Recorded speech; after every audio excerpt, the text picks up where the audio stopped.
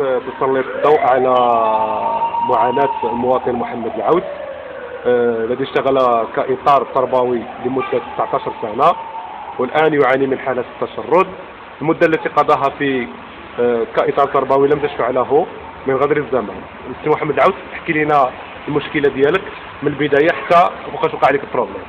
المهم انا خدمت 19 سنه. المهم بديت العمل ديالي بنيابه الحسيمه 3 سنوات، من بعد جيت لطنجه. المهم كنت في واحد الحاله جيده، كنت باني اسره. المهم وكنت في واحد الوضعيه المهم عاديه بحال الناس كاملين. اللي كاين هو انه بعد الوفاه الوالد ديالي الله يرحمه في 1995 وقعت بعض المشاكل ديالي الشخصيه ومشاكل مع الاسريه ومشاكل مع السيده ومشاكل مع كذا، حتى انه وصلت من بعض الحالات ما بقيتش كنتحكم حتى في راسي اش كنعمل انا. المهم في 28 في شهر 4 في 97 مشيت للمؤسسه ديالي ودخلت نخدم، ولكن ما عادش في ديك التلامذه انايا بما انني عمري ما غيبت، عمري ما كان ديك التلامذه انا غنضيعهم لان كنت في الحاله النفسيه ماشي هذيك وما كنتش مركز. اتصلت السيد المدير وقلت له انا اعطيني شي وقيته باش نرتاح لان هنايا، وفعلا هذا السيد هذا عطاني هذه الوقيته هذه، ولكن انا نسيت راسي حتى وليت انا خويت طنجه ومشيت واحد المده مهم وانا طايش في الجوايه ديال الحسيمه وكذا هنايا اللي اكثر من 3 شهور.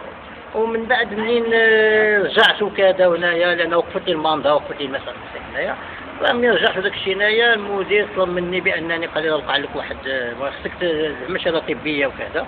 وفعلا مشيت باش نعمل شهاده طبيه، لان الشهاده الطبيه اللي قال لي سي الدكتور اللي هو الدكتور اللي كان الامراض العقليه وهذا كنت في واحد الحاله نفسيه حاده. نعم. فعلا فهمني ذاك الدكتور، ولكن قال لي انا غير ما يمكنش نعطيك انا من نهار اللي انقطعت على العمل غنعطيها لك الساعه اللي جيتي عندي، لان فعلا هذا مشكل عندك. انا ملي قال لي ولكن هذه ما يمكن ما صلح لك شيء، شوف مع النقابه، شوف مع كذا وكذا، ومحاول شي طرق اخرى. فانا مشيت على النقابه بس هي عندها مشاكل، هي بدها عندها مشاكل خاصه بيناتهم ومشاكل بيناتهم هنايا، فبدا كيديني هذا اللي عند هذا، يديني هذا اللي عند هذا. فعلا مليت ملي اتصلت بالنيابه بواحد المسؤول قال لي ودي دابا مابقاش هادشي بيدنا، خصك تتصل بالوزاره وشوف المشكل معاهم الحل. الوزاره بديت كنكتب لها هكذا رسائل استعطاف ورسائل كذا، ما كاين لا جواب، ما كاين حتى شي حاجه من هذا الشيء هذا. فعلا وقع لي واحد النوع ديال الاحباط وكذا ومليت وكذا هنايا. انا من بعد داكشي ملي سرقت العمل ولات بان السيده ديالي انا كتعرف هنايا ولات حتى هي ما بقيتش صالح لها لان طبيعه الحال وكذا هنايا. زاد المشكل كثر وكثر.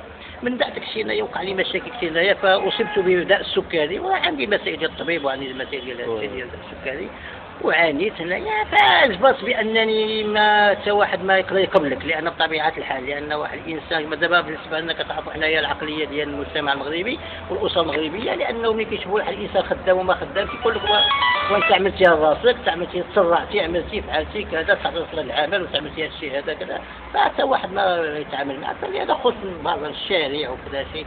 بطبيعة الحال ما نقدرش نمشي عند أي واحد نقول له شي حاجة.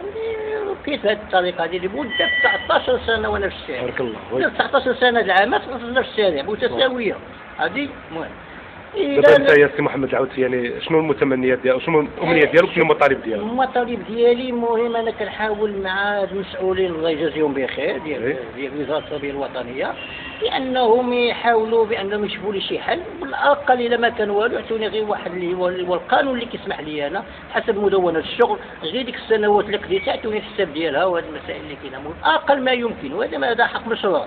ماشي شي حاجه اللي كنطلبها باننا وهالشيء اللي كنتمنى، وهذه اقدار ديال الله سبحانه وتعالى. داك الشيء اللي كان المهم انا حاولت باش نرجع العقل الذكيه ديالي والعقليه ديالي، لان هذه مشاكل كتبقى، ولكن انايا ما كنطلبش شي حاجه، اللي كنطلب هو ادنى ما يمكن واحد الحق مشروع ديالي وكغيره هذه، بانه اللي كيعطي لا بالنسبه للتعاضديه ولا بالنسبه للوزاره ولا بالنسبه لكذا تعطوني 13 سنه العمل هذا حق ديالي مشروع، يعطوني الحساب ديال هذا الشيء هذا.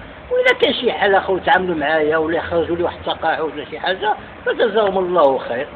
انا بدي راني خدمت واحد الاجيال وخدمت كذا انايا، ويشوفوا الملف ديالي بانه يشوفوا التقارير ديال التفتيش ديالي بانه ما عندي حتى شي مشاكل، التعليم الا بانني خرجت هكذا بواحد الطريقه اللي ما بدون شروط بدون شروط. كنت قارئ استاذ تعليم ثانوي انا كنت لا كنت قبل الابتدائي بالخصوص القسم السادس، وهذا السادس كتعرفوا هذه الحوليه وكذا، هذا هو اللي جعلني بانني ما كنتش كنركز، فلهذا قلت ما يمكنش انا نظلم هاد الكلام حتى هما، هذا هو السبب اللي جعلني. اذا شكرا سي محمد العود، كنتمنى ان شاء الله المسؤولين وهذه الرساله توصل ان شاء الله ويشوفوا الحاله ديالك ويحاولوا ما امكن انهم يعني يحاولوا ما امكن انهم يصوبوا. كاينين بعض الضمائر الحيه، كاين بعض الضمائر الحيه اللي عندنا هنايا في وزاره التربيه الوطنيه ما يمكن يشوفوا من حالي بطبيعه الحال. ان شاء الله سي محمد، شكرا لك جزيلا، شكرا جزيلا واسمح لنا. شكرا.